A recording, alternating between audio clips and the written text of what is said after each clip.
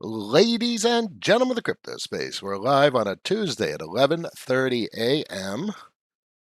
My mouse is about to go dead. That's lovely. Give me 2 seconds, boys and girls. Let me flip this out and plug this in. I could do that real quick. All right, let's try and get through this stream without my mouse going dead. That'll be great. All right. Excuse me. So I took a day off. I'm well rested. We're back in action, and we got some good topics. Allocate value like the pros. Never use your own money. Whoa! Do you think they use their own money? Do you think they spend their own money? No.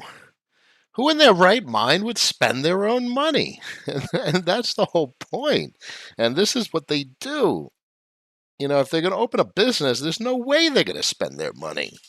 You risk someone else's money. You protect yourself with a structured corporate entity. So if you default, the corporate entity is on the hook. They don't care about credit scores. They need to take out other debt.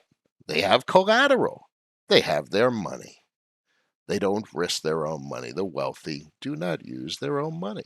All right, let's get cooking. Today's episode is sponsored by Change Angel, the non-custodial swap exchange for social goods. Stop depositing on exchanges, not your keys, not your crypto, non-custodial DeFi, or nothing at all. Bam, let's pop it over to the main screen and see who's in the stream. Heirlooms in the house, always a pleasure. Good to be back in action. Thank you very much. Igor, my man. David's in the house. Larry, thank you very much. Barry, a pleasure. Winner in training. Thank you. I appreciate it. Mohammed, yes, sir. Kel's in the house. Always a pleasure. Thoughts on Swissborg? No thoughts. Is it a fiat on ramp or some sort of? I've heard of it. Just no interest. Gavortex, what's up? Captain Weber's in the house. We talking about Iris? Well, we're not going to talk about it. We've nothing more than we've spoke about it historically.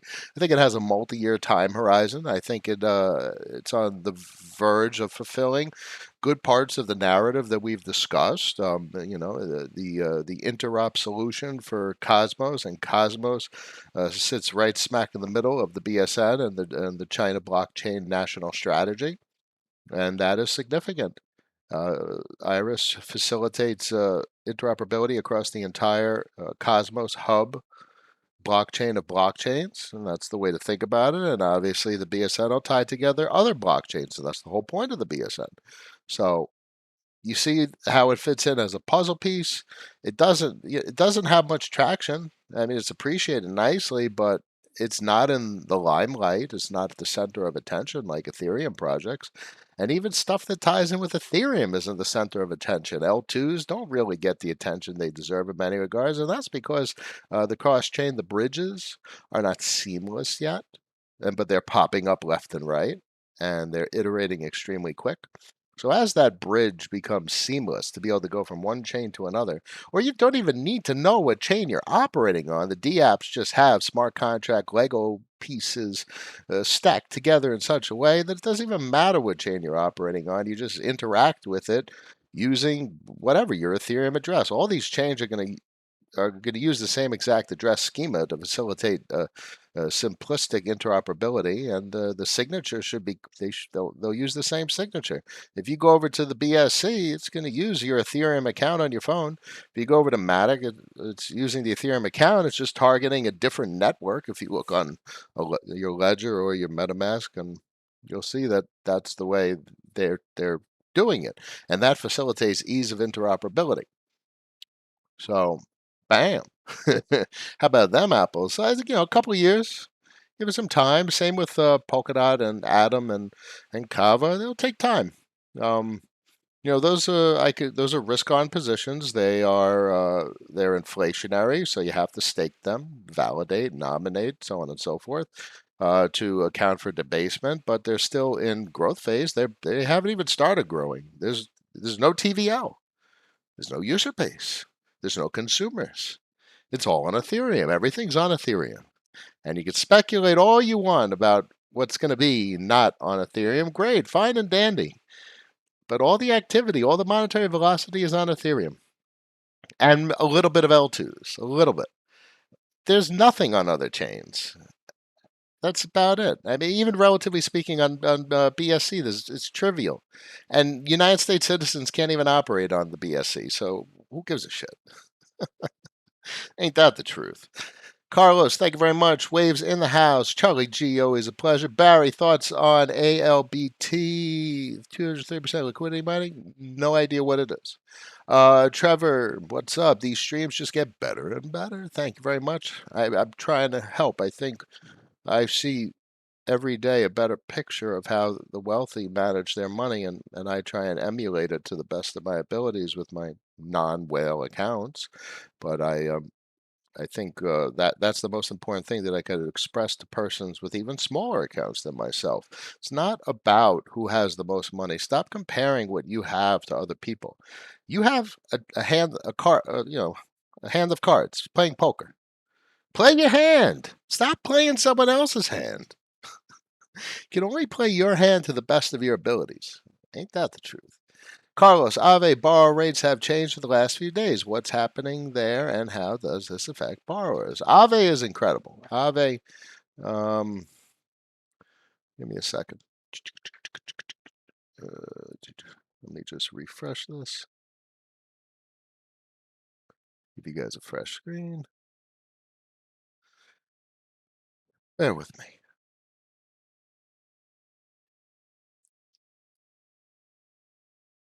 If it loads. So Aave variable rates vary when there's buy pressure. When people are borrowing, there's going to jack up the variable rate. When variable rates are jacked up for a long enough period of time, the stable rates will jack up also. The stable rates trail the varying rate. So when you look at variable rates, you're going to see when there's a lot of velocity in the market and people are borrowing, borrowing, borrowing. Yeah, I can't get Aave to load. I'm going to have to restart my browser. I'm not going to do that right now. And the stable rates will jack up if the variable rates are up for a long enough period of time. And that's just the way it works. It's pretty simple. Nothing special about it. That's why the rates vary. It's about supply and demand. Um, what are your thoughts on certificates of deposit? Wise token backed by millions of dollars and owner, no idea what it is. I'm not interested in it. I'm interested in. I'm not interested in time locks. Crypto changes, at least what's going on in DeFi changes everything. A lot of legacy finance has time components. Like yield curves have time components in legacy finance, and I don't like that. I want my interest now, right now, and I want to be able to liquidate it right now. I want to be able to get rid of my position right now. So sure, we're going to have these, legacy financial products emerge in the crypto space where you lock your assets for a period of time. Screw that. You should be able to access your capital whenever you want. You should be able to lend and borrow your capital whenever you want. You should be able to borrow capital without anyone asking you anything. It's just you have to provide collateral, and that's it. If you're providing volatile collateral, if the volatility experiences depreciation, and the value of the collateral is no longer enough to maintain the debt position, you risk liquidation, which is why lending or providing stable coins as collateral is the superior way to collateralize debt positions. There's no volatility. Your debt positions aren't in significant at all jeopardy of getting liquidated.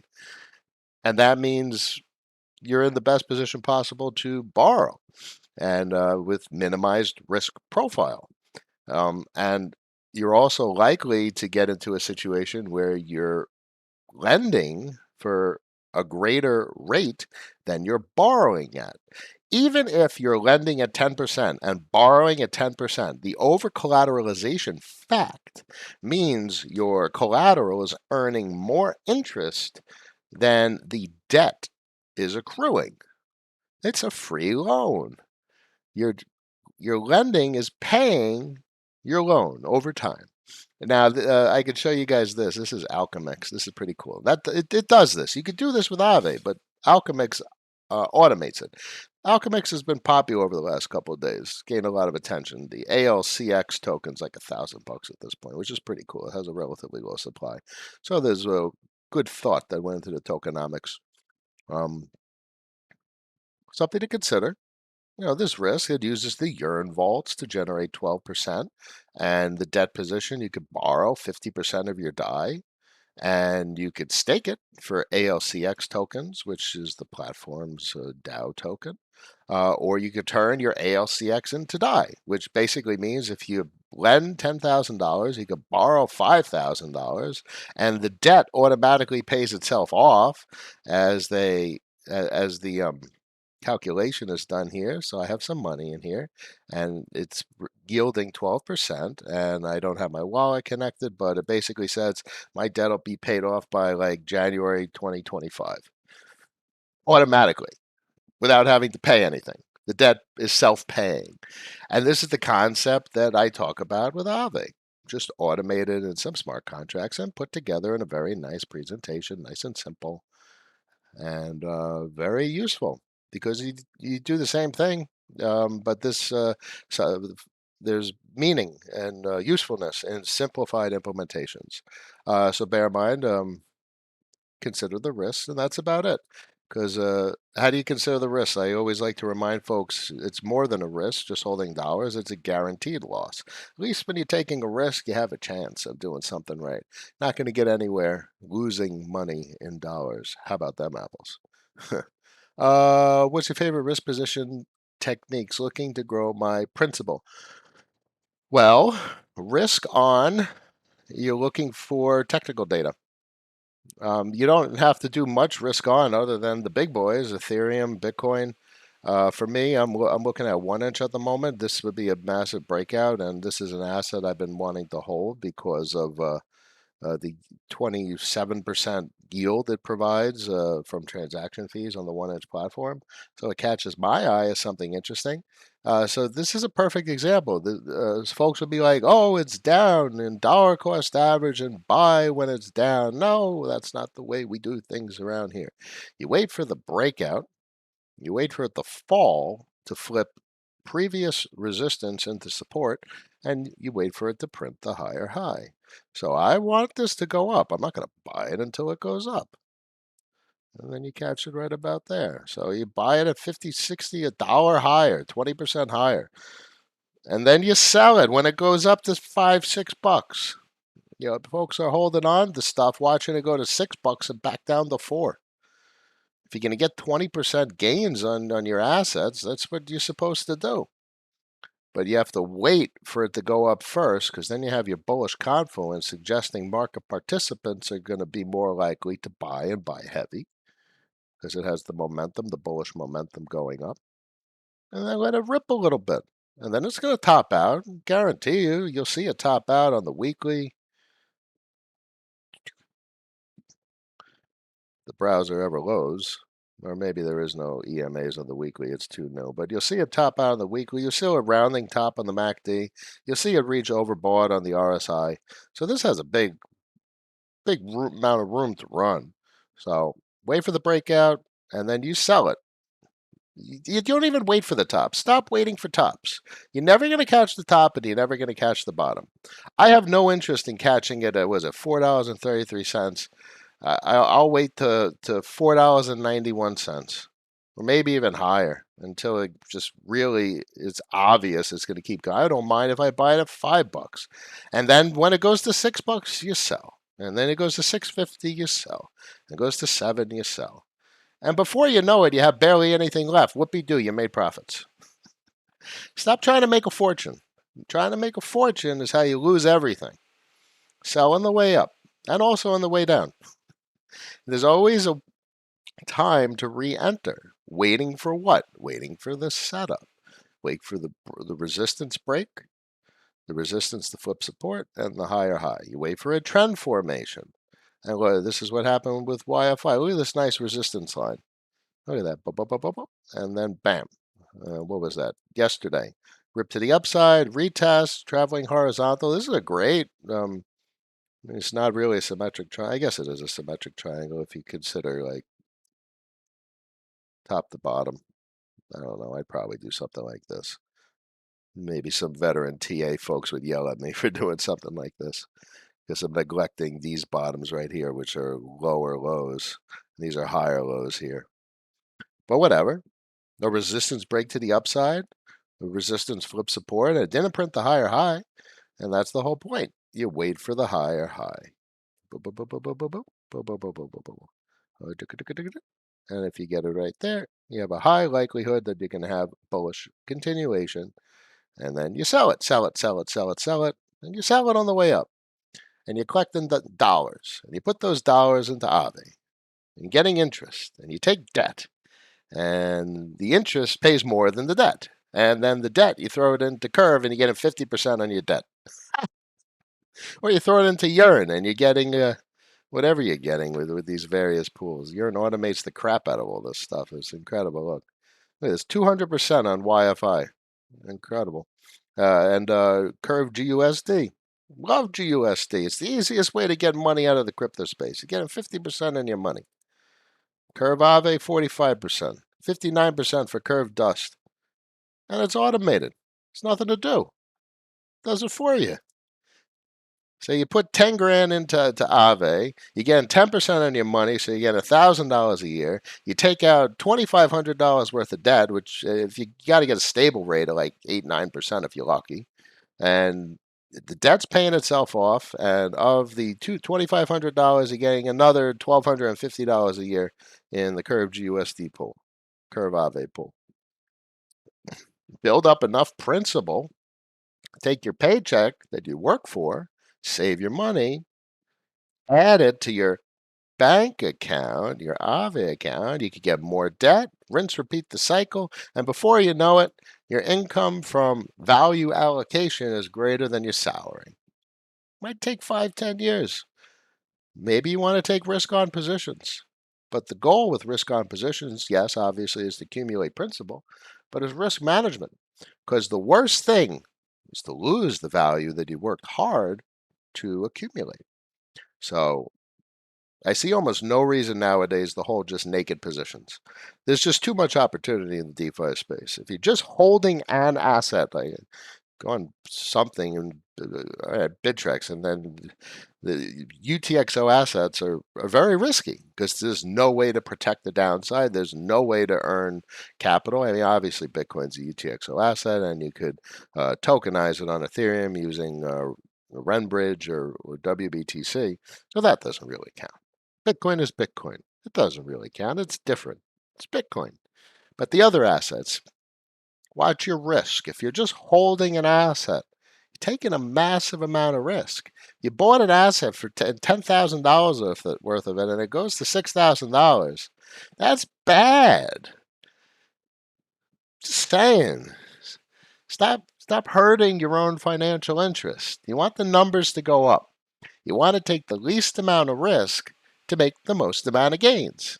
You don't want to turn $1,000 into $1,000,000 because you're going to lose your money. You want to turn $1,000 into $5,000 because then you're actually not taking on excessive risk. And then you do it again. $5,000 into $25,000. $25,000 into $125,000. All right, let me get to some questions. I'm sorry, guys. Let me answer one more thing. David mentioned the time locks. That's how I started on my monologue. It prevents the whales from dumping. That's the whole premise with Hex, and I think time locks are going to be a big problem in a couple of years for a lot of these platforms, because once the time locks expire, let's say you got 50% of the user base with like a 2-year time lock. What do you think happens in 2 years? They dump. Even if they want to get back in, they're going to take profits. If they're up 10,000%, like folks with Hex are, they're going to sell a lot of it when the average amount of locks expire. So it's going to take a massive liquidity hit. It's going to be a liquidity crisis when those time locks expire. And that's the way it just makes sense. It's human nature. They're going to sell it the way it works. I must confess, I do show what. Don't chill. Don't chill. People have to realize this stuff for themselves. Mohammed Cresco Finn. Yeah, I like Cresco Finn. It's not for us. Cresco Finn isn't for us, boys and girls. Cresco Finn is big stuff out in Switzerland for family offices, billionaire families that want 3% on their money. You guys aren't going to do much for 3% of your money, but someone that has 50 bills sitting around, 3% of their money is better than minus 1% in some European banking account. It's the bottom line. Lewis in the house, always a pleasure. And paying my taxes by staking on Celsius Network and borrowing a ridiculous low cost. I got plenty of taxes to pay. I paid Turbo token tax. Gave them $2,500 to do my DeFi taxes. They said do a tax extension. All right, I'll file my taxes at the end of the year, but you still have to pay. You have to pay a fair amount of money. You have to make a good faith estimate for how much you owe. So, I mean, if you have your Bitcoin in DeFi, sure, fine. I understand. I've had Bitcoin and DeFi at points in time, but as you're saying, Lewis, I like having diversification. So, Bitcoin and Celsius. Use your Bitcoin, take out a loan, 1%, pay some taxes. Pay your good faith taxes. And then when you get your full tax report towards the probably the end of the year, borrow some more money. You know the IRS will let you borrow $50,000 at a rate of 0.25% per month. So if you owe $100,000 in taxes, borrow $50,000 from Celsius, pay them off. It's 1% interest. Your DeFi should be making 1% interest. You got 50. Look at the interest rates on this screen. So your DeFi could pay your taxes, and that's what you should be configuring. Have your DeFi pay your taxes vis-a-vis a low rate interest, low interest rate loan, and the IRS gives you 0.25% per month. You got to pay your taxes, otherwise it's going to work out poorly.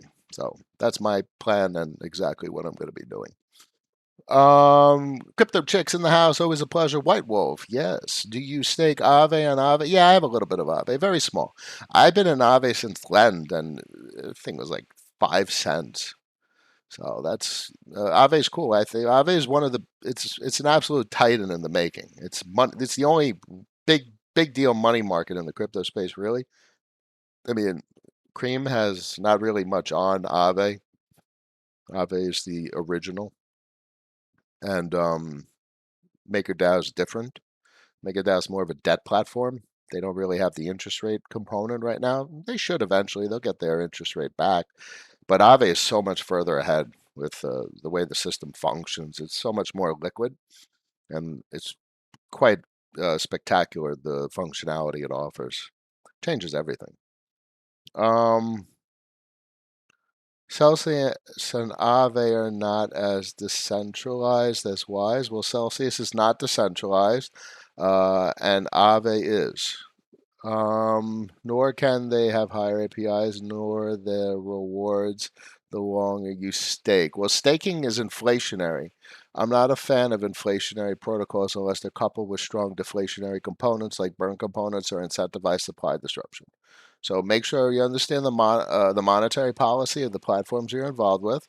Always make sure that if something's inflationary, it's not going to debase the value of the asset, which is exactly what's occurring with the dollar. They just inflate, and there's no destruction, there's no deflationary pressure, which is not necessarily good for a sovereign currency. And that's a very complicated topic that I'm not an expert on. Obviously, I have my ideas, and they're relatively juvenile as compared to the incredible thoughts of persons like Rohan Gray. He's absolutely brilliant with regard to banking and money, period. Watch your monetary policy when looking at assets. If it's purely inflationary, uh, there's issues, and it's likely to debase the value of the asset over time. Vortex, thinking on high fees for transfer to BNT versus rewards. Well, if fees are an issue, I understand. And was that Bancor? BNT. Yeah, Bancor has very high. It's not high fees. It's very high gas costs for the transactions, which are very complicated. Don't be surprised if you see $3, $4, $500 Ethereum transactions. Don't use it. The old Ethereum has priced out smaller portfolio participants, and that is what it is. if you're taking a big risk if you're going over to BSC, Binance Smart Chain in the United States, it's not legal. Your money could be taken from you, and you might not be able to get your money out, and there'll be no legal recourse whatsoever to get your money out. So, unfortunately, from a risk management standpoint, the appropriate course of action is nothing. Is to manage your risk to the best of your abilities. You might not be able to use Bancor because of the fees. Pretty sure you could use Alchemix and Aave. I mean, I 30, 40, $50 fees, fine. Most people could stomach it. Listen, if you put $5,000 into Aave, I know it's possibly a relatively large number, but if you're in 10% interest on it, you get $500 a year. And if it costs $50 to put your money in, so be it. If it takes $50 to borrow $1,500, you're still going to make $400 on your principal. You're going to owe interest on your debt, but the $1,500 you could easily get another $750 a year from stuff like this. You get 50% from Curve MUSD. So, but then you got the obviously the gas costs associated with Curve, which are relatively high also, probably $200-300 deposits most of the time. So when you have a lower portfolio balance, you will have to be more cautious of gas fees. Bear in mind, there's other platforms that are coming online. Was it Matic and Easy Pay? Yeah, EasyFi I was looking at, and the Matic, and then you got Loopring, which is basically zero transaction fees, and Synthetics is coming up quick with the L2s, and um, the list goes on and on. And yeah, Phantom, which is quite interoperable, and Curves on Phantom nowadays.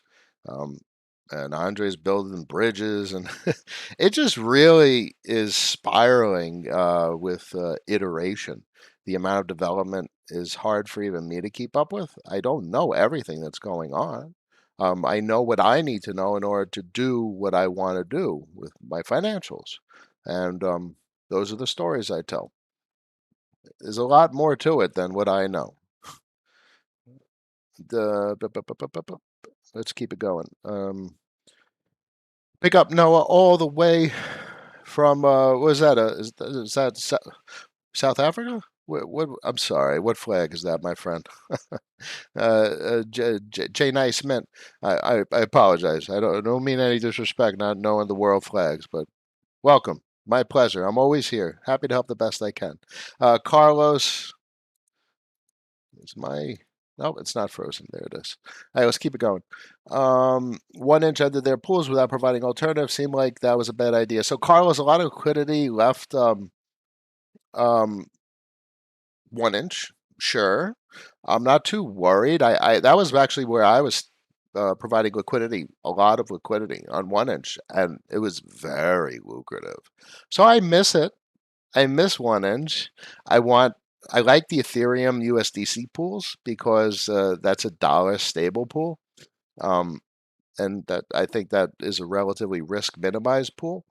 I've talked about stability versus asset quantity stability with the Bancor single-sided pools, and then you have dollar stable pools, which um, stablecoin paired pooling, and then you have the double volatile asset pools and the multi-volatile asset pools from Balancer and stuff, and those are right in between, give or take. So I miss 1 inch pools, Carlos. David says Wise is top liquid coin on Uniswap, deserves to be looked at.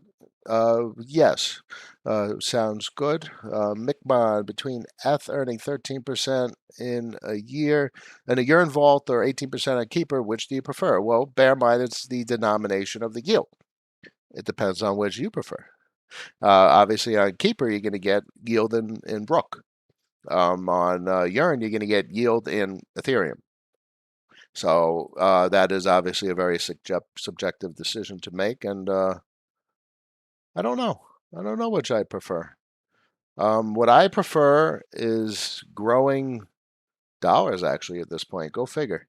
Because with dollars, I'm able to get free loans from Aave, and I'm able to leverage moderate moderate risk minimized positions to generate double digit yield and take on speculative risk on positions to significantly grow the principal.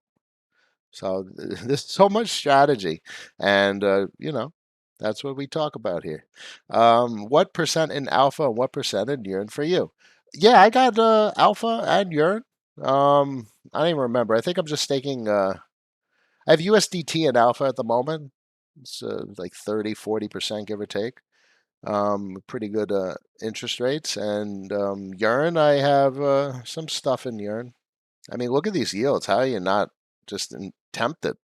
206% on YFI, 50% on Curve GUSD. Because, bear in mind, the emissions are Curve. So you put this in the Curve GUSD pool on Curve, and then you take those LP tokens and you pop them here, and Yearn automates it.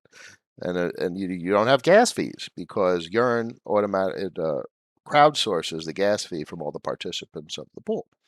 So you don't have to sell. You don't have to claim your CRV, sell your CRV, restake your CRV.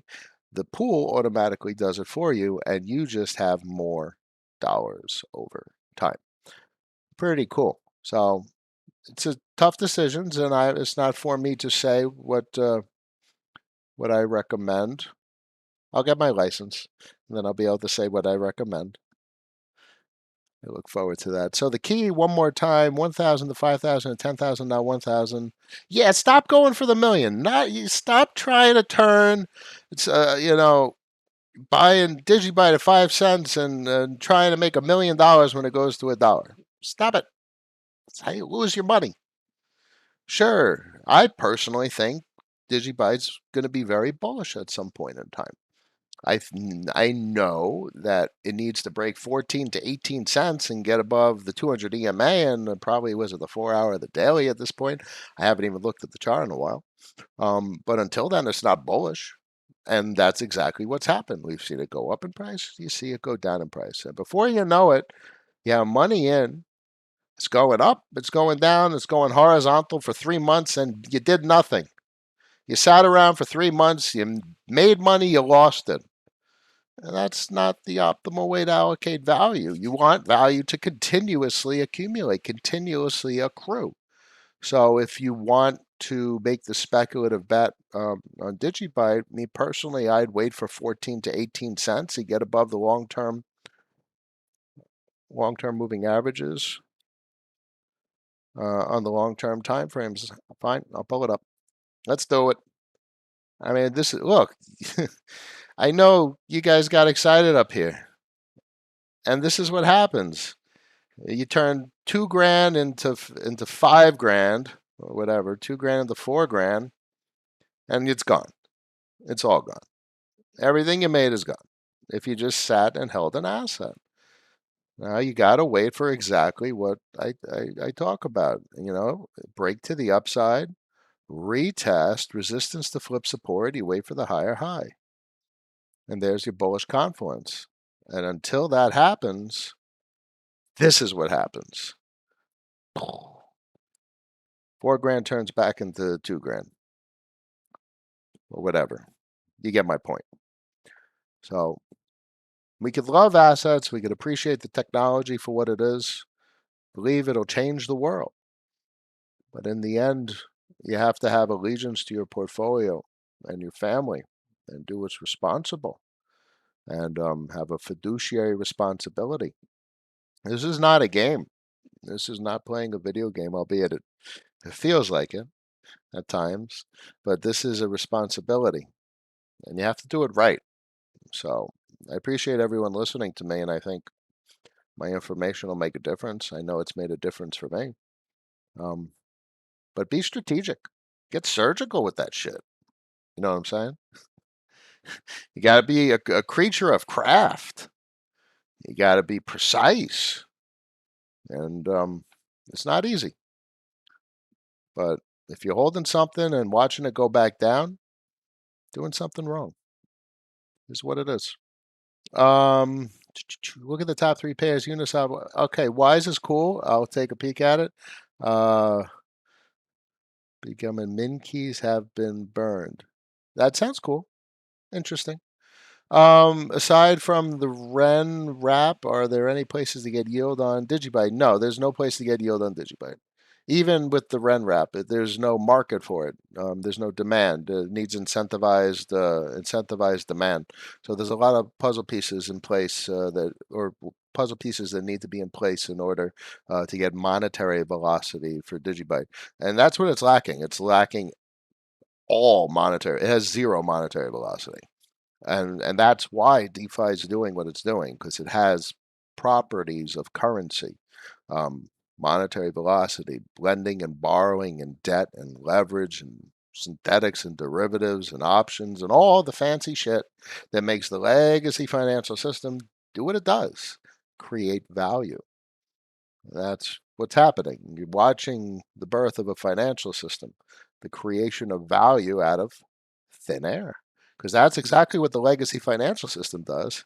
When a bank has 10 grand and loans you 10 grand, the bank now has a, a, a debt and you have a liability or something like that. No, they have a liability and you have a debt. And if you default on your debt, their liability, they have lost on their liability.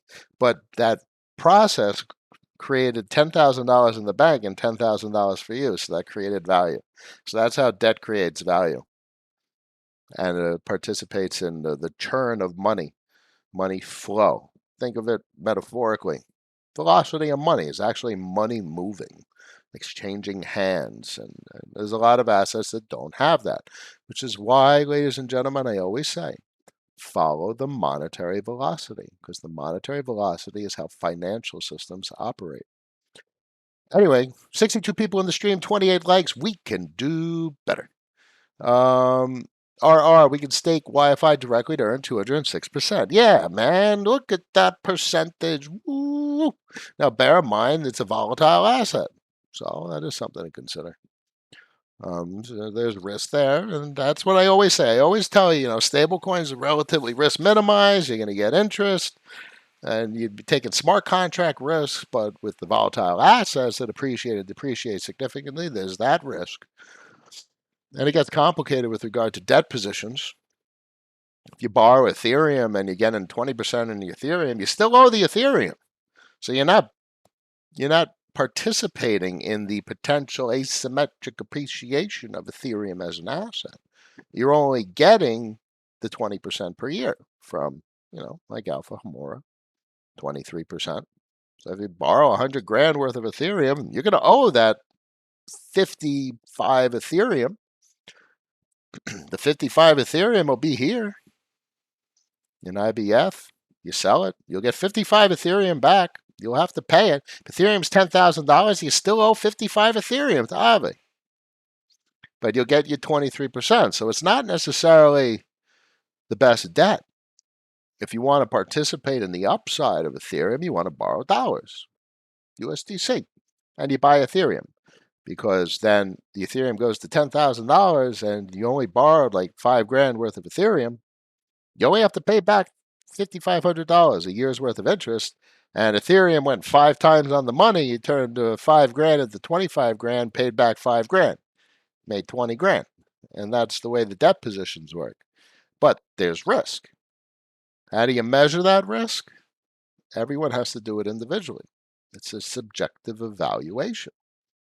Me personally, I like to remind everyone that I'm extremely risk averse.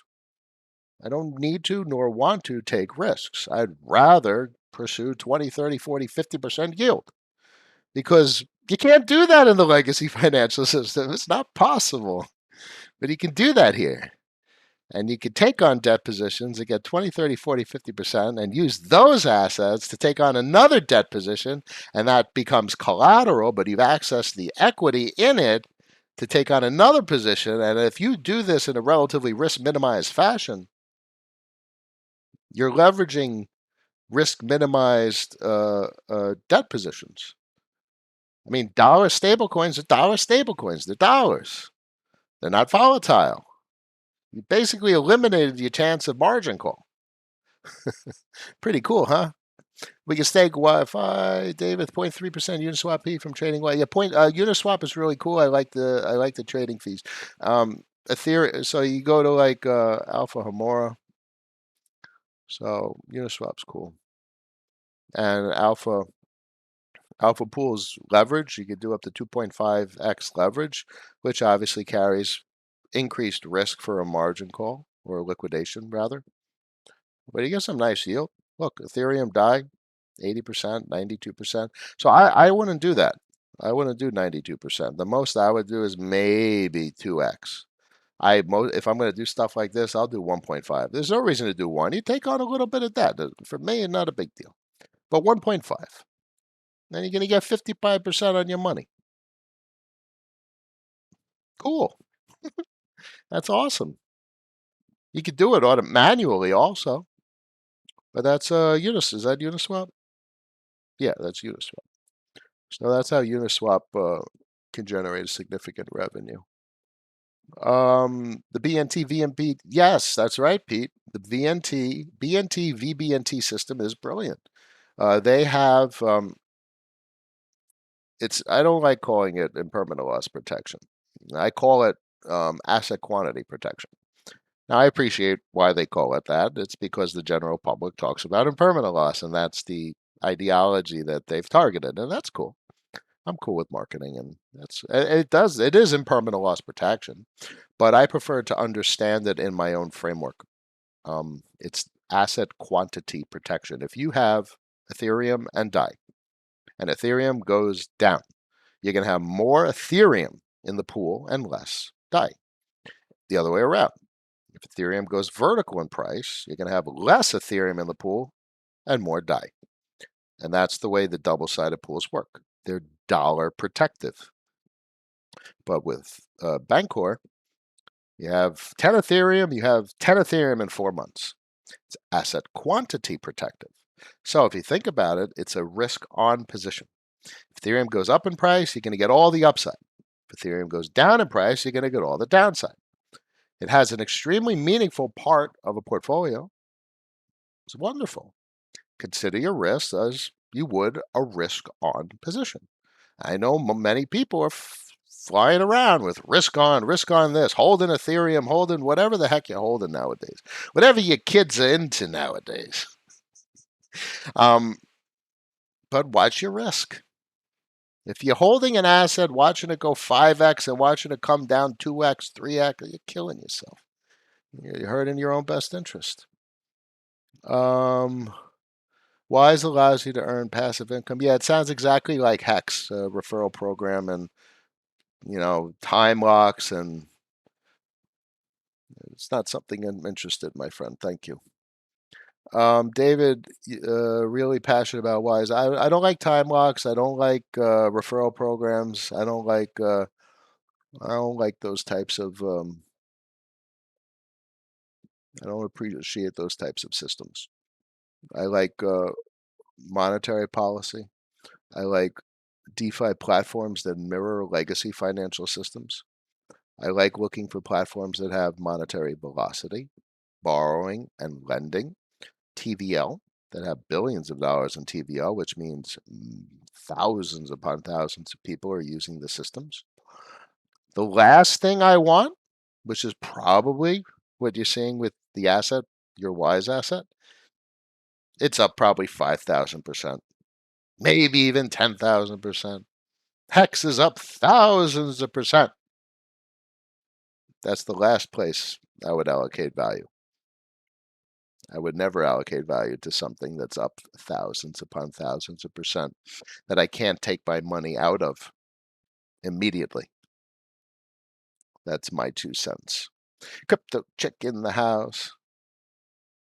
What am I missing? You guys got a lot of stuff going on. I'm going to get to all these. I'm 12:14, but I want to hit all of your commentary. Hit the like, 60 people in the stream, 33 likes. We can do better. Igor, there's some news about PayPal and Curve. No, PayPal and CURV, not Curve-Fi. So it's not the same company, Igor. I'm hearing you completely, but I'm getting sucked into the promise of Quant Overledger. Quant's a big deal. It has basically no liquidity. I think you could get it on KuCoin and Bittrex. So it's extremely volatile. So if you're buying an asset for the fundamental narrative in the story, all right, fine. You take 0.5% of your portfolio. But the trading the trading of the asset is going to remain extremely volatile until there's more liquidity. Bear in mind, Quant was just added to Bancor. That's pretty cool. So this, don't overposition. It's a risk on asset, um, and it's volatile to boot. It's not like there's hundreds of billions, hundreds of millions of dollars worth of liquidity floating around. So yeah, from a fundamental perspective, the mere fact that Santiago Velez plays around with it and does work with it, yeah, it's a serious project. Do I have any? No. I'm not interested in the risk profile. And that's okay. You can't own everything you want to own. And please, ladies and gentlemen, don't buy something just because of the narrative. Fundamentals tell you where to look, technicals tell you when to look. Your responsibility isn't to make as much money as possible. That's the fallacy. If you're trying to make as much money as possible, you're going to lose. You need to try and protect as much money as possible and take minimized risk to get the most amount of gain you can. Risk adjusted returns is what it's called in legacy financials. Let's keep it going. Crypto chick Noah, what about talking insurance on your DeFi buys? Yeah, Nexus Mutual. Simple as that. I personally have no insurance because I stick to the majors. I consider a lot of these larger platforms de-risked.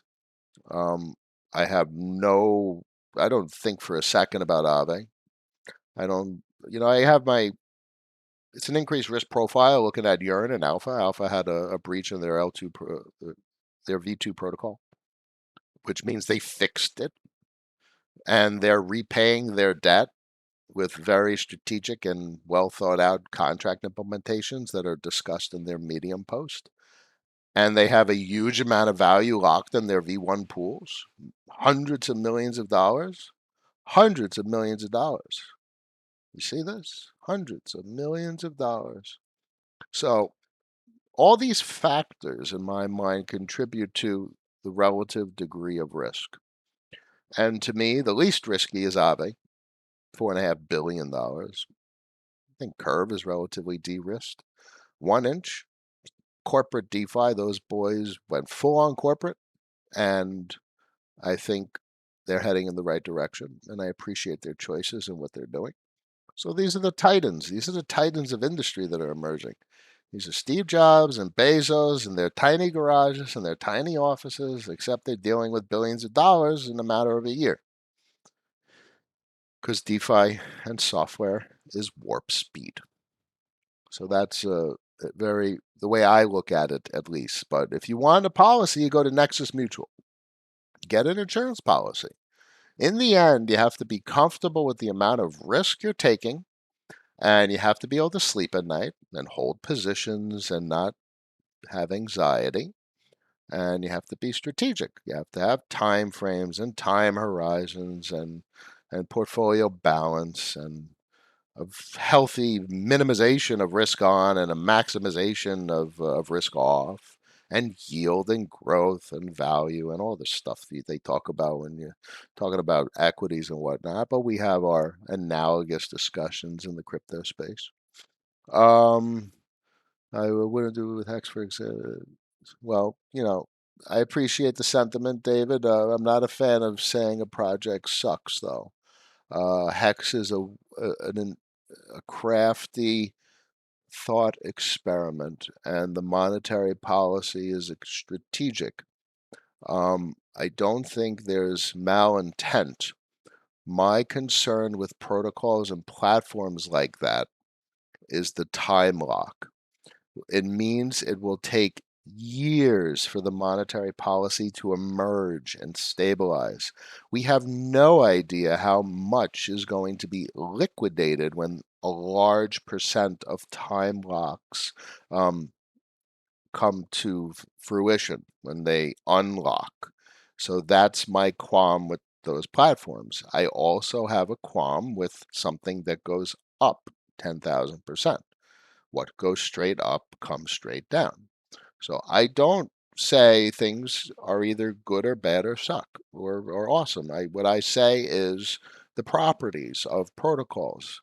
They either have properties that are incredible. They mirror legacy financial systems and products, and they have merit unto themselves, like monetary velocity and inflation and deflation. Those aren't really opinions, those are actual fundamental and technical properties that have a story to be told about them, as well as data to quantify them.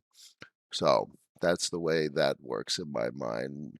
No swearing, fap qua. It's all good. Everyone is here to learn.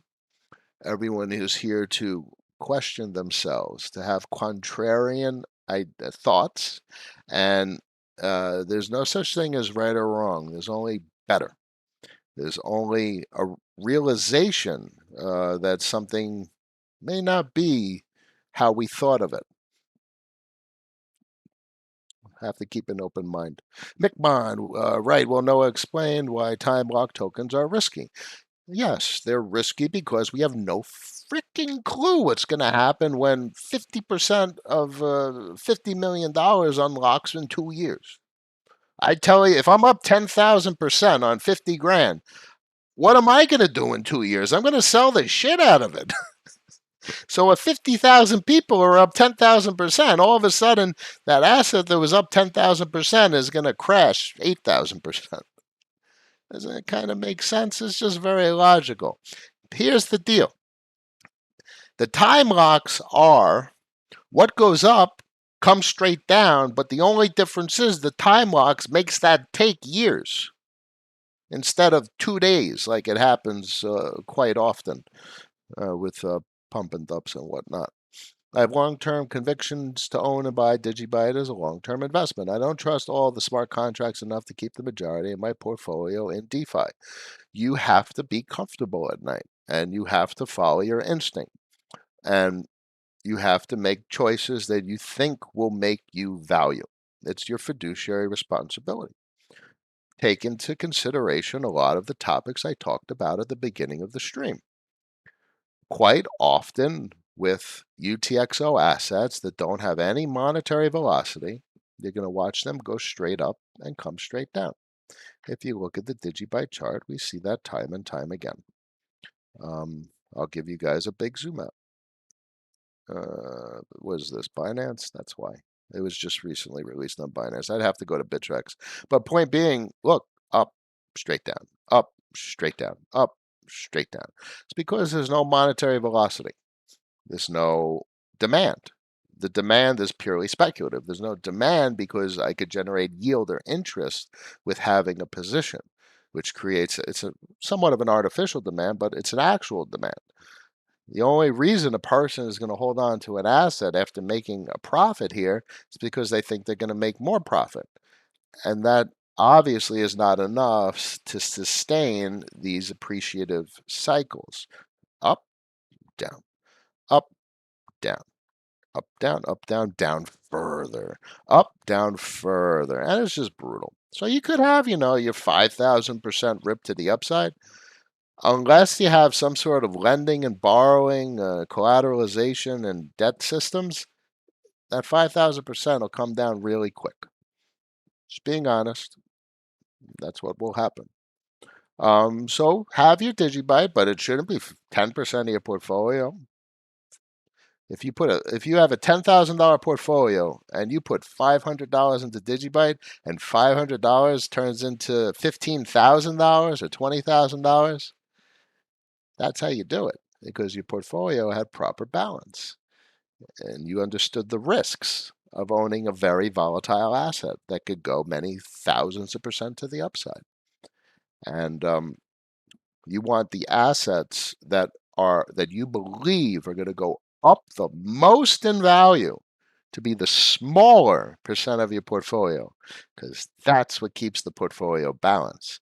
Stop thinking in terms of making as much money as possible and start thinking in terms of respecting your portfolio.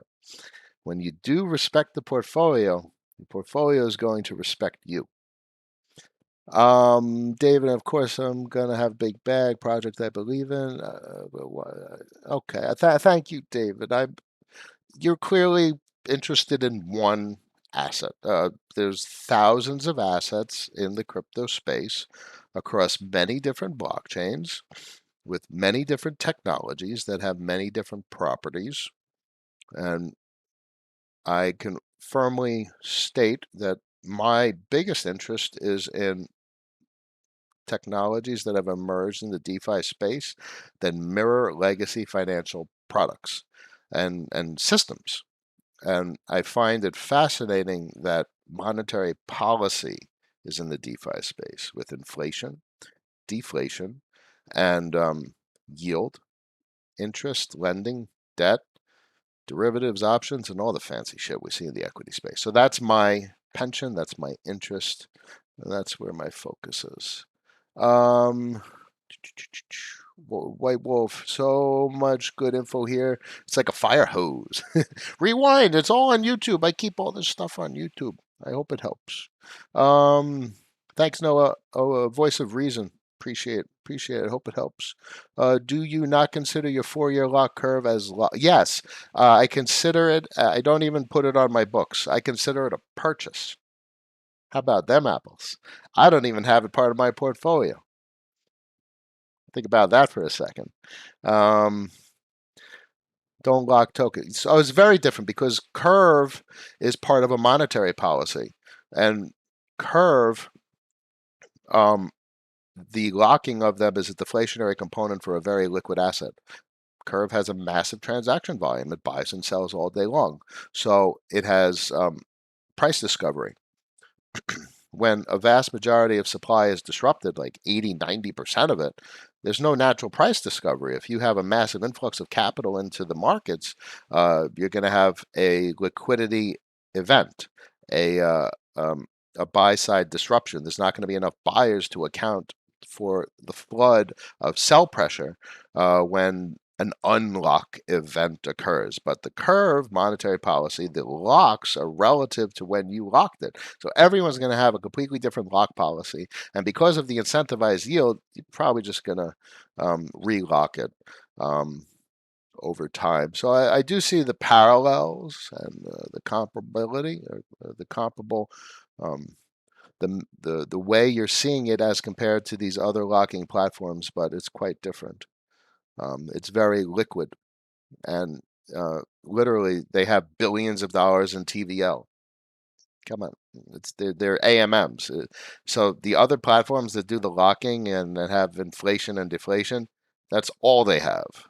But Curve is a trading platform that has billions of dollars of transaction value locked, total value locked, that's facilitating basically the role of Forex in the crypto space.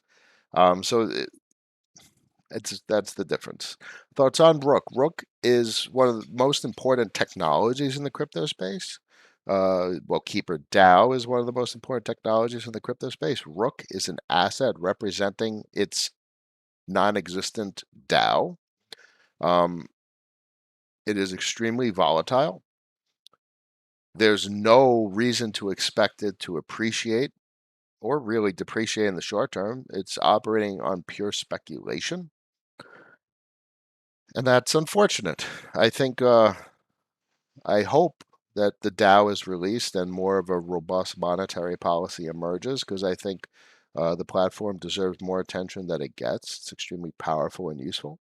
But the asset Rook is extremely volatile and very high risk to hold for long periods of time. Thank you, David. I'm going to skip over Wise and Hex. Not, no more talking about them. Thank you. Fapqua, where do I even begin to wrap my head around DeFi or the platforms and how they work? Well, look over my streams, follow DeFi Dad and Bankless HQ. That's the name of the game. What's your opinion about derivative trades, DeFi such as Opium Finance? I'm not familiar. I've seen them, their asset. I don't know the platform. Derivatives, cool. It's gambling. Are you talking about leverage positions or options or synthetics like inverse assets? Shorting a position. Cool. Just be careful and understand you're taking risk. Risk is meaningful. Your whole responsibility isn't to make as much money as possible. Your responsibility is to allocate value and protect it and earn as much as you can without losing anything. It's the opposite of what everyone does. Stop doing what everyone does because the vast majority of people lose their shirts. And it's time for people to win, which is exactly why I started this stream. You want risk adjusted returns. Don't want returns. If you had a choice to make $1,000,000 or $100,000, take the $100,000. Because the odds are, if you try and take the $1,000,000, you're not going to get it. That's the point. That's the whole point of my stream. What do you think about using ramps freeing up stake liquidity? I'm not familiar with the platform. Not familiar. 65 in the stream going parabolic heirloom. Pretty cool. It's good to see more people interested. I hope it helps. That's the whole point. How do you approach bringing new capital into the market? Do you auto deposit on the platform and trade for USDC? Or do you wait until you have enough capital that gas fees aren't as impactful? Okay, that's a good point. I mean, if you're moving like $100 into like USDC and you want to deposit it into Aave, you're going to want to wait for capital to accrue.